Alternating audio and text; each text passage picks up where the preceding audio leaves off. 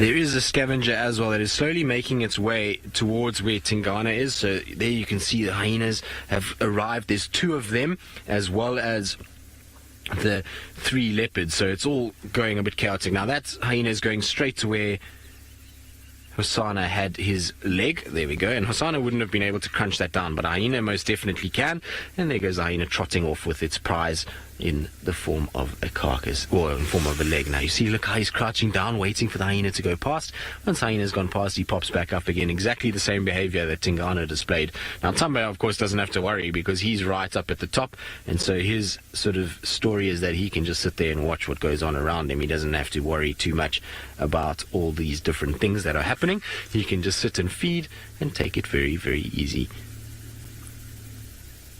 That hyena will make very short work of that bone. It's not something that's very difficult for him to chew, and in fact, actually, a hyena will crunch that down in a space of about 2 seconds. So you can see Hosana's just watching the hyena in the distance, not too perturbed at all by the presence of the hyenas and the proximity of those hyenas. There we go. He's just watching now that the hyena spotted him. He was just going a little bit lower. Let's see what happens now. The hyena might rush in towards where Hosana is, just thinking that there might be food. No. They seem to be in a bit of a hiatus. And we know Hosana is not that perturbed by hyenas. We saw him around Treehouse with that kill where he was very close to a hyena. In fact, they were almost sniffing one another. And so it's almost like they interest him more than anything else. And he can hear the hyena crunching those bones. And that's probably why he's intrigued. He's maybe thinking there's a bit more food there that he could potentially get from those hyenas. But absolutely insane sighting. This is just ridiculous. There we go. Hosana's just watching now, settling down to watch. So he's obviously happy that Thamba's feeding up there, not too perturbed by the hyena now. And so everybody's reached a state of just taking it very easy. Weird. This is all that this... Maybe we should do a one-word tweet. That's actually a good time for a one-word tweet. Hashtag SafariLive. What this sighting makes you feel. For me, it's just a weird sighting. It's something that is indescribable, really. I want to try and go forward so we can still see Tingana as well. Because he's popped himself behind some of the rubble that is in this area. So if we get into this position here, we should be able to at least see Tingana as well between the sort of rubble and other things that are around. But absolutely insane sighting. To have all 3 of these boys together and the hyenas is pretty ridiculous. So there we go. You can see he's just watching, and he's not too perturbed at all. Like I say, he's not salivating. It's really crazy.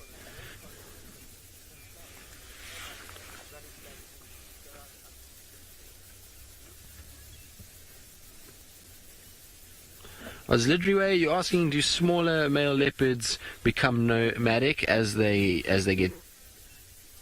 Oh, former alpha leopards become nomadic as they get older. So yes, they do. So what you'll find is a situation where, and a prime example of this is Mvula, is that males that are out of their prime, that are pushed out by younger males, then do become nomadic. They'll move around and just try and avoid the dominant males.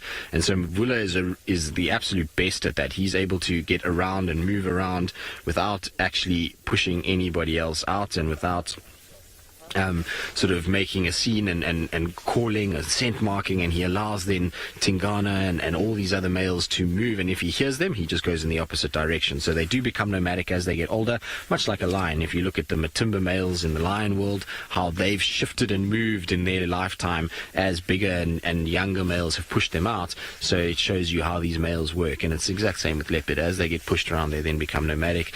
A prime example of a nomadic leopard other than Mvula would be somebody like Kashan. So when I first started in the Sabi Sands, Kashan was a young male that was around the center to eastern parts of Singita, and he then moved into the western sector, and he's now down at Sabi. So he's all over the place, and he's shifted and moved accordingly as bigger dominant males have pushed him, and he's now starting to get a little bit older. So it most definitely does happen like that. But this is just ridiculous. Everywhere you look is just some sort of movement. So Thamba up in the tree, like I said, 2 hyenas that are hanging around on the airstrip. You've got Hosana that is slowly but surely edging his way towards the tree, and it's going to be interesting to see if Hosana actually gets into the tree. And then Tingana, who's just doing his own thing now. He's not even watching the boys at all, so it really is the most weird situation, but so epic. Now, I believe there's some one-word tweets. Mac, you said your hashtag, your one-word tweet, should I say, is awesome. It is awesome. It is an incredible sighting to have. To have Tingana awesome. Tingana awesome. Sorry, thanks, Megs. I didn't hear that first part. So I suppose it is. It's just an amazing thing. I think that all three of them together makes this just the most crazy sighting, and to see three leopards together is such a rare thing, and to have three males is just even more incredible. Now, Red Fire Queen, you say peculiar. Well, yes, peculiar is probably a good word for all of this. It's just a completely odd situation, and the thing is that because the behavior of these animals is so different, so peculiar in that these male leopards generally, they should be salivating, they should be somewhat upset that there's other males around, but not one of the three are like that. And it's probably because, like I say, Tingana is not too fazed by the fact that Hosana is around, and Thamba, he knows that they're younger individuals, and should he want to assert himself, he can. But it's just weird that he's not in any way going and actually bossing the carcass. I would have thought he would have been the one that would have been up in the tree with the carcass, and he would have left the two boys down below. But for some reason, he's not too perturbed by all of this, and so he's pretty happy to allow the two youngsters to do their thing, and for everybody to kind of get a bit of a meal. Christine, you say this is like, your one word is brotherhood. Well, it's going to be interesting. I wonder if we're not going to see more and more sightings of Hosana and Thamba around one another. They seem to be occupying a similar sort of space, and at the end of the day, they're both young individuals that are trying to work their way around and trying to find a sort of way to develop and get themselves into a dominant status. And so maybe we'll see them hanging around a lot more. And we know that Hosana likes to follow Thandi, so maybe this is not the last time we see this interaction between Tingana and these two young males. But look at those eyes. Does he not just have the most incredible eyes, particularly when he peers through these green bushes? Those greens almost highlight the colors of his eyes, and he just looks absolutely incredible. Now, I'm hoping that he does come down at some stage, or Hosana tries to go up, because Hosana is slowly but surely sneaking towards the tree. You can see he's watching Thamba and is looking up into the tree and trying to see what is happening. And so I wonder, it's going to be interesting once they go up to see if Hosana, one, does climb, and two, what the reaction of Thamba is and how the size difference compares, because the last time we saw them together they were not too far apart, and I wonder if maybe Thamba has caught up a little bit in terms of his growth. But Hosana, you can see, is starting to get a little dewlap forming now, so it's going to be interesting to see what actually happens over the next little bit.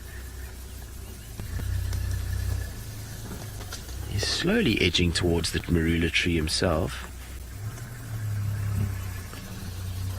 No, he's found himself his own leg, so that's what Hosana was looking for. Doesn't he look happy with himself? Well done, boy. This is just absolutely insane. Now he's going to just sit and start feeding off that. So literally directly above him is another male leopard, and you can see both of them are completely relaxed that the other one is there. Straight above him is where Thamba is sitting. It's amazing the camouflage that Thamba shows, and you can see why sometimes even spotting leopards in trees is not that easy. It's quite difficult. If you were far away, you would really struggle to be able to see that, and you'd be a really sort of battle to pick him up in amongst the vegetation. So it is an amazing sort of camouflage that these guys have got, even in that situation. But I can't believe that the two of them are just so relaxed. I would have thought Hosana would have been a bit wary of lying right underneath Thamba the way that he currently is, but he's not concerned at all. He's just crunching away on his leg and is taking it as easy as you could imagine. Super weird. I can honestly say I've never seen this before. I've seen with females and their cubs, and I've seen it with a male and a female, but I have never seen a situation with two young boys like this while a big dominant male looks on. of them feeding in such close proximity, and for a dominant male to look, he's not even looking at them, he's looking the opposite direction completely, so he's not perturbed in any way by these two boys feeding. And I wonder if he's not going to go. He almost looks like he's got something else that he's up to. Maybe there's going to be another leopard that's going to arrive. He's almost looking as though he's spotted something. He's got his nose to the air and sniffing. So it's going to be interesting to see what Tingana's next move is. I was hoping that he would come this direction. Now, the only thing about Hosana that he's got to worry about is with hyenas that have been lurking around, is he's busy crunching on bones down at the bottom. Now, those crunching of bones is going to attract hyenas, and if they come in, he doesn't have too much space. He's going to have to then go up the very same tree that Thamba is in, and whether that's going to cause a disturbance is going to be interesting. So the hyenas are slowly but surely starting to meander their way towards where Hosana is. So I wonder if they're not going to come in. I think that the hyenas, they're also a bit perplexed by this whole situation, and with the presence of a big male like Tingana, maybe that's why they're not being as chauvinistic and bullying as they sometimes are with leopards. You'll normally find a young male leopard like this would be pushed off even a bone of that size, but maybe with Tingana and the presence of the other two, Hosana's getting away with having to feed, or being able to feed on the ground. It really is weird. Even the hyena's behavior is not the norm this morning. Maybe it's the weather that's making everybody go crazy. But I just love that picture where he's just staring through the vegetation and the foliage of this marula. It's about as good as it gets.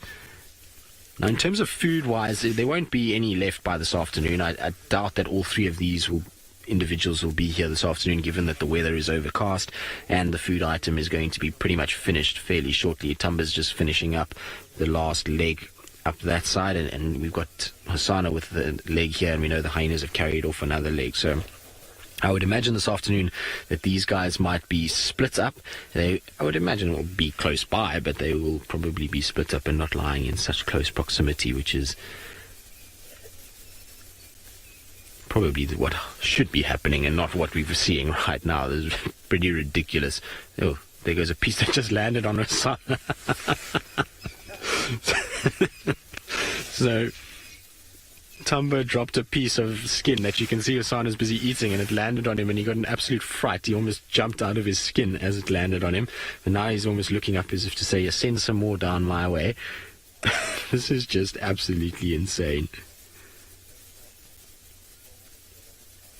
Sometimes the Sabi Sands is just the most crazy place. If you told somebody that you were going to see one leopard, they would be extremely happy, and you told them you were going to see two leopards together, they would be even over the moon and probably not believe you. But to see three, and to see them in like this, is just absolutely insane. And the fact that they are relaxed enough that we can sit and watch them just really is quite phenomenal. It's mind-blowing, actually, that we are able to experience things like this.